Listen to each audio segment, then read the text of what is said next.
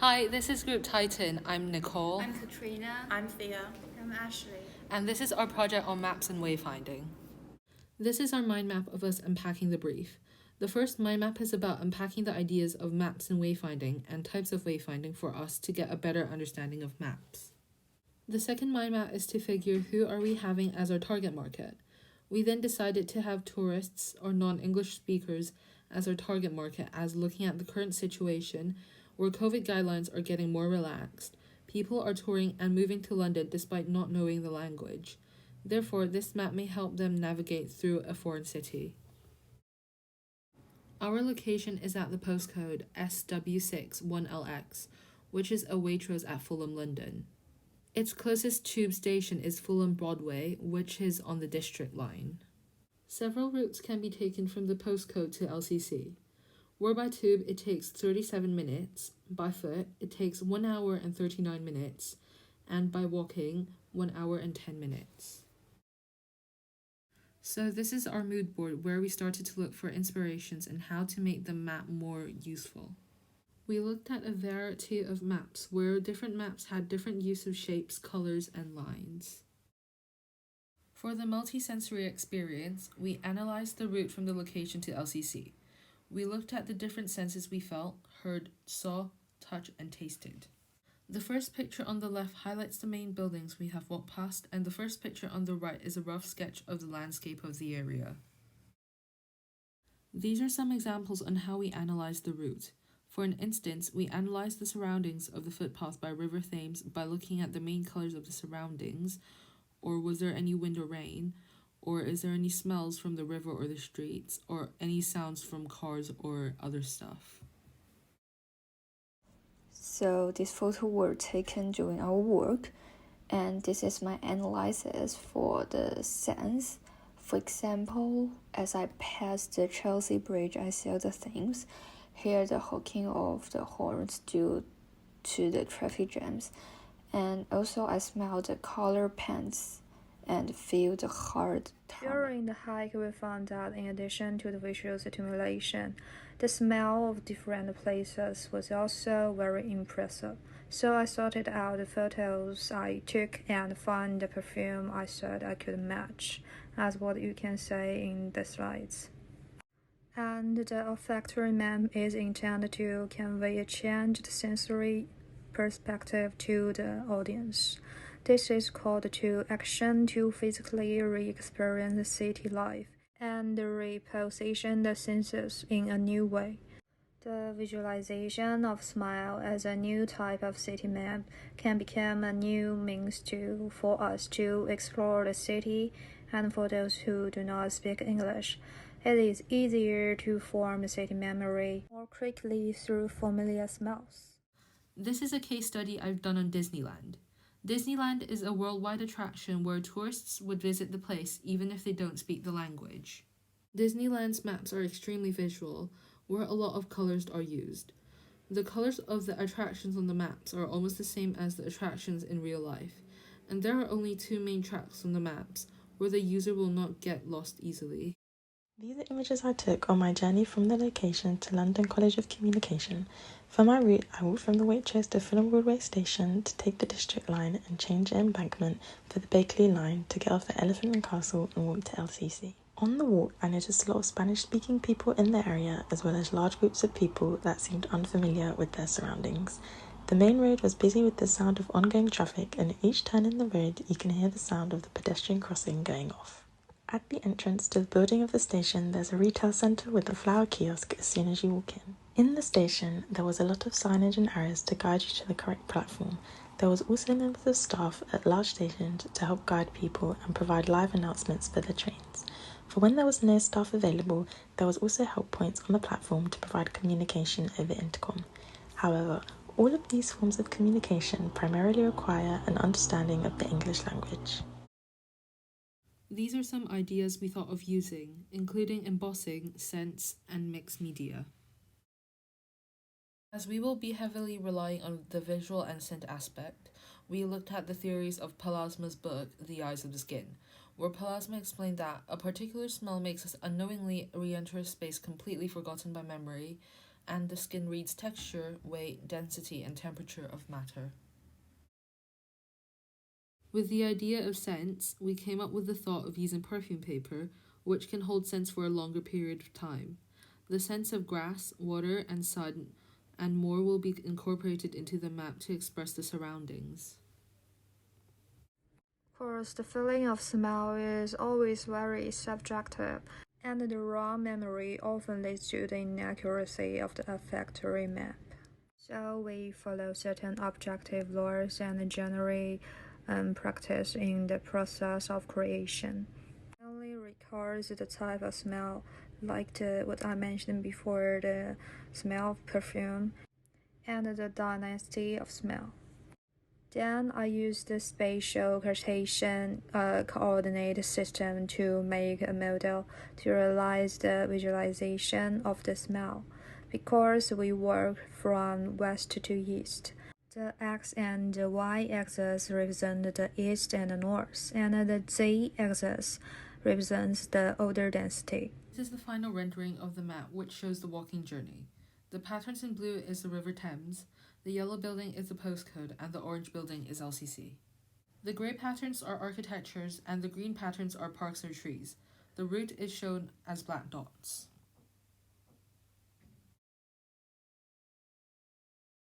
This is a time-lapse video of me carving out the patterns on the card. This larger card used is thicker than the smaller card that we used for the prototyping, so it was harder to cut through. So this is where I was drying the paper after soaking in water right before embossing it. This is after the preparation of the paper, where I was layering the paper and card for the embossing. Then I had to spin the wheel in order for the paper to be embossed. Then this is just a sped up video to show the process of embossing the paper. Then after going through the machine, the patterns cut out on the card is then embossed onto the paper, which makes the paper into a map.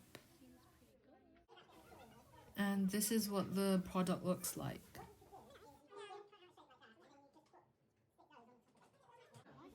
Because the paper is still damp, we will need to leave the paper in the workshop to dry between two pieces of wood to prevent it from wrinkling.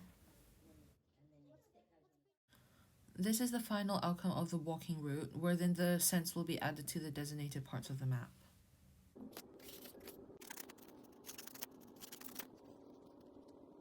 For the lightness and the visual effect of the map, I use paper quilling to express the odor density on the map, and the different color of paper to reflect different odor types. Like green, let me remember the smell of plants and flowers, and blue represent the smell of rivers. Yellow reminds me of fresh toast and hot coffee. And red is like a noisy downtown area, crowded with people. Most of us have just arrived in London to start a new life, are not familiar with the road, and many of us are not native speakers. I hope the smell map can help newcomers who do not speak English to better understand the UK, adapt to the new life, and bring better humanistic care. Which is also one of the meanings of the design. Our postcode is SW61LX. It is a Waitrose at Fulham, and it takes about 1 hour underground from LCC to SW61LX. We changed the underground lines once at the embankment to get from the LCC to Waitrose. Firstly, we have to take the Bakerloo line from the Elephant and Castle station to the embankment station, then change to the District line to the Fulham Broadway station. We embossed the routes to Waitrose and debossed the other pathway. The first time we did it, the width of each route and pathway was the same, and we need to clearly distinguish the difference between the routes and the other underground lines. So at the second time, we blurred the routes to differentiate routes and the pathway. We also found the edge of the map were uneven without the frame during the embossing, so we added frames. Finally, because embossing is more obvious textually and less visually, we color the underground lines to make sure them more accessible for the end user to watch. For the coloring part, we experimented with the color pencils and markers. So we prefer the overall effect of the color pencils, but it doesn't highlight the root. So finally, we mainly use color pencils and we'll use the markers to highlight the root. Also, we color the different area to distinguish between the roots and the pathway. We color all the roots up to the waitrose, and the rest of the pathway we colored only the borders. London is characteristic by its many parks, so we have drawn the parks of London. The more famous of the Hyde Park, St. James Park, and Battersea Park. We thought that visitors to London would want to visit them, so we embossed the lakes in this park. Here are the sketches and renderings for our first idea and the process of making the map.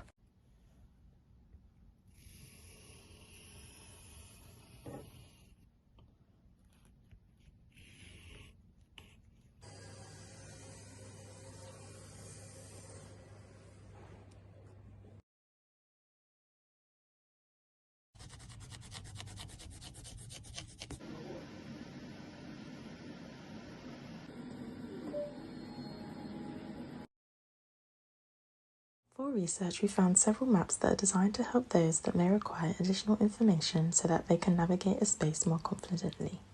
There's social guides which are for neurodiverse people so that before they go to an area, they are able to know the sound, the smells, and what they might hear when they arrive. There's tactile braille maps, which are static maps that aid blind people around a space, which highlights where they may come across stairs, accessible toilets, and ramps if they require them. These maps also have a QR code that allows them to be accessed digitally and are also audio described. Sensory-friendly maps are primarily designed for people on the autism spectrum, which shows which areas within an establishment can have areas of crowded and non-crowded areas, areas of low light or naturally lit areas, as well as loud and quiet spaces. These examples here are from the Metropolitan Museum of Art. When discussing how you try to give directions to someone who doesn't speak English, the use of body language was mentioned. Giving someone directions by pointing which way to go is more understandable. For people who may not speak the language of the location that they are in, looking for the word of the area that they're searching for can sometimes be a bit more difficult. For example, identifying the word Bakerloo might not be as easy as someone pointing in the direction of the Bakerloo line. So we then thought it would be a good idea for there to be a digital map that uses geolocation and tells them exactly when to turn left or right and when to go up or down the stairs. A good way to do this would be to have a hologram that they can create with their phones.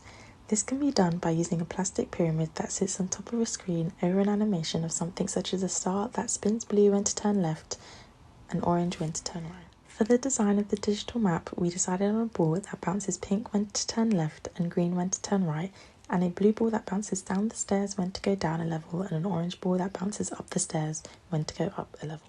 Combining this with the perfume paper to make it more of an interactive experience, we've also put animations of when something is approaching for them to smell on the perfume paper. For example, when they reach the flower kiosk, an animation will appear to let them know to smell the paper. Here are the final animations. This is an example of how the hologram will work. This is the final outcome of our map project, where there are two maps, one for our walking route and one for our tube route. Paper quilting is added onto the main architecture en route, and the QR code directs the user to the holograms, which directs the user from the location to LCC.